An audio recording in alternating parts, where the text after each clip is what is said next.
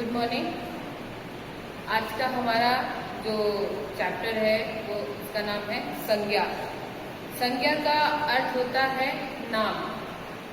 नाम जितने भी इस दुनिया में है परिचित है वो सब बिना नाम के नहीं है। जैसे मान लीजिए वैज्ञानिक कोई अगर नया प्लेनेट खोजते हैं, कुछ नया ग्रह खोजते हैं तो उसका भी हम लोग नाम रख देते हैं, चाहे वो अंकों में ही क्यों न रख दें, क्योंकि बिना उसके वो नहीं जान सकते कि उन्होंने क्या किया है, या पूरी दुनिया नहीं जान सकती है कि उसको उन्होंने क्या खोजा है। एक नाम रखने से हमें पता चल जाता है कि क्या हुआ। पहले ही नाम जानने की कोशिश करते हैं।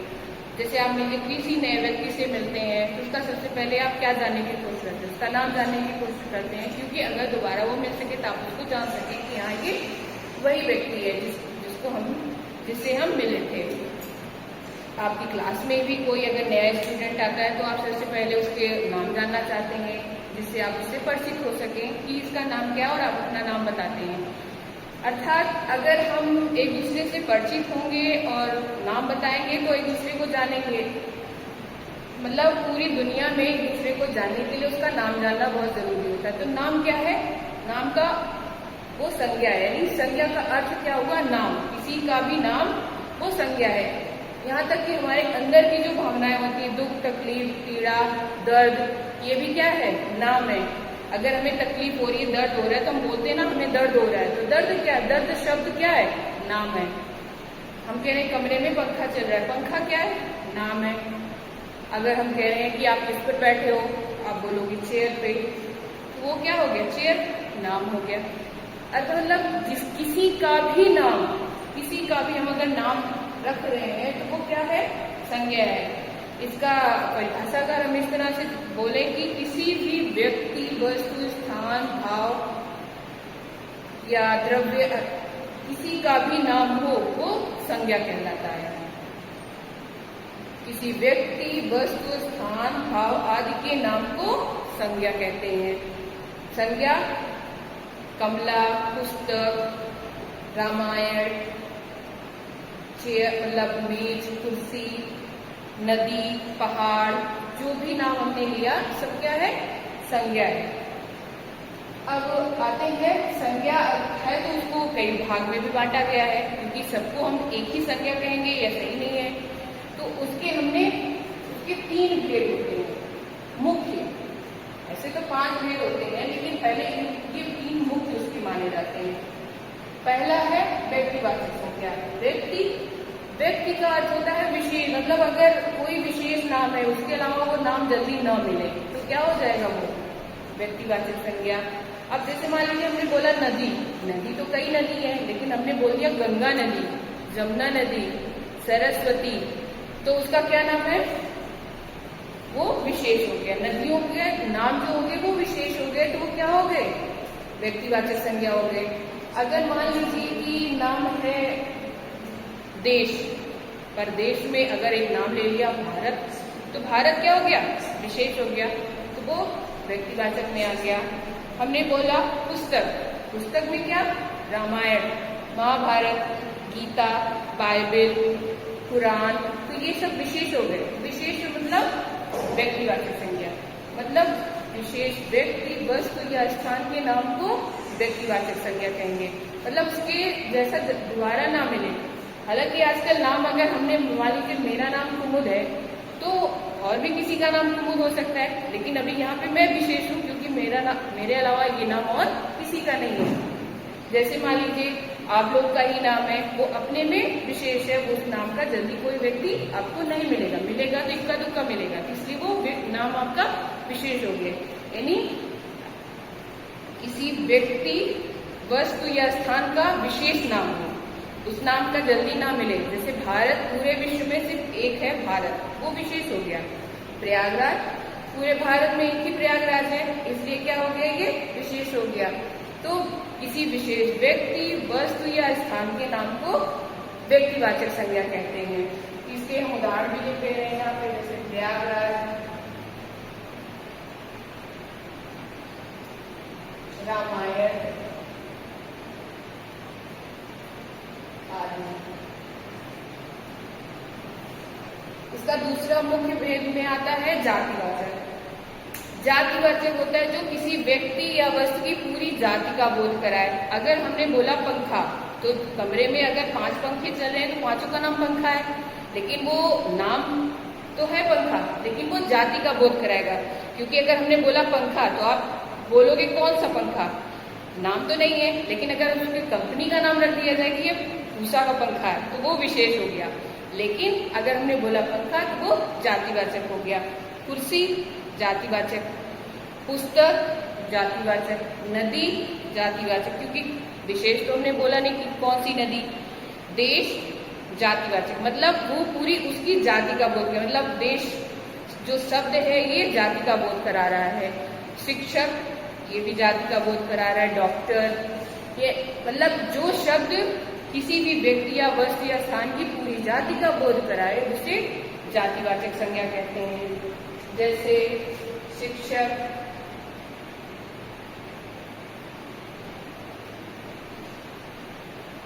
नदी, देश, शहर आदि। अब तीसरा मुख्य भेद इसका है भाववाचक संज्ञा। भाववाचक संज्ञा वो संज्ञा होती है जो हमारे मन की भावनाओं को व्यक्त करती है। मन की भावनाओं को, अब जैसे मान लीजिए हमने कहा मुझे बहुत दर्द हो रहा है, दर्द हमारे अंदर की भावना है, उसको आप महसूस नहीं कर सकते, उसको आप देख नहीं सकते हो, लेकिन मैं उसको महसूस कर रही हूँ।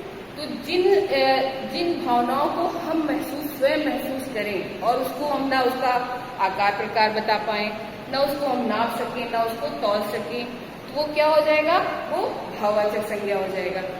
जैसे मान लीजिए कहा कि वो रो रही है, बहुत ज्यादा बोलेंगे तो बहुत रो रही है, बहुत, अब ये नहीं कहेंगे उसको 1 किलो रो रही है या 1 रो रही है। अब 1 का कोई मतलब नहीं, 1 किलो का कोई मतलब नहीं। रोना मतलब वो हमारे अंदर की भावना है, बहुत दर्द हो रहा है।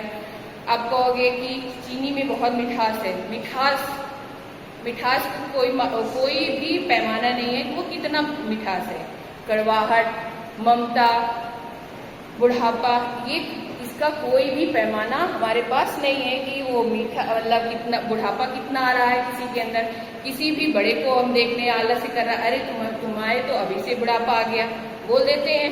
तो इसका मतलब है ये एक पैमाना बना दिया, लेकिन इसका कोई मानक नहीं तय है कि ये कितना है। इसलिए भाववाचक संज्ञा वो संज्ञा होती है जो हमारे अंदर की भावनाओं को बताती है। इसको हम ना ही नाप सकते हैं, ना तौल सकते हैं, ना गिन सकते हैं, ना इसका कोई आकार प्रकार होता है। इसको केवल हम क्या कर सकते हैं, महसूस कर सकते हैं। इसको खुद ही महसूस करेंगे और खुद ही उसको जान सकते हैं। इसके उदाहरण है खुशी, दुख, बुढ़ापा,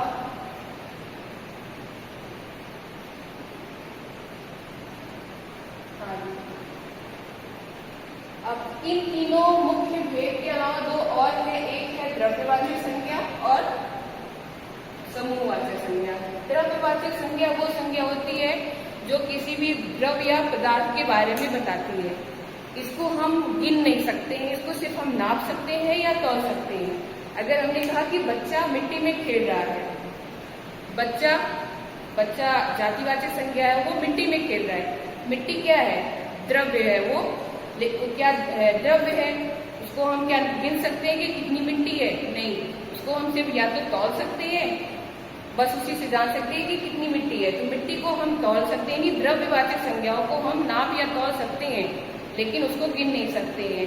वो धातुएं भी हो सकती हैं, मतलब द्रव भी हो सकता है, जैसे तेल, पानी। धातु मतलब सोना, चांदी, और ठोस भी हो सकता है, आटा, चावल, मिट्टी, ये सब चीजें। यानी द्रव्यवाचक संज्ञा वो संज्ञा होती है जो किसी द्रव्य या पदार्थ के बारे में हमें बताती है। जैसे दूध,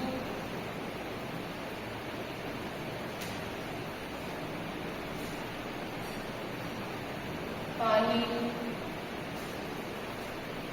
सोना आदि। पांचवा है हमारा समूहवाचक संज्ञा। समूहवाचक संज्ञा वो संज्ञा होती है जिन शब्दों से हमें किसी समूह या समुदाय का पता चलता है वो समूहवाचक संज्ञा होती है। अगर मैंने कहा कि कक्षा, कक्षा जो है ये समूह में आता है, इसलिए इसमें बच्चे भी होते हैं, चेयर कुर्सी भी होती है, टेबल भी होता है, एक क्लास होता है, दीवारें भी होती है, मतलब एक समूह का प्रदर्शित करता है, इसलिए ये क्या हो गया, समूहवाचक संज्ञा। जैसे अस्पताल, अस्पताल क्या है, ये समूहवाचक शब्द है। जैसे उसमें डॉक्टर, नर्स, मरीज, दवा सब कुछ आ जाता है, वो जो समूह को बताए वो क्या हो गया, समूहवाचक संज्ञा हो गया। भीड़, झुंड, बाजार, सेना, पुलिस, ये सब शब्द क्या है, समूहवाचक संज्ञा के अंतर्गत आते हैं।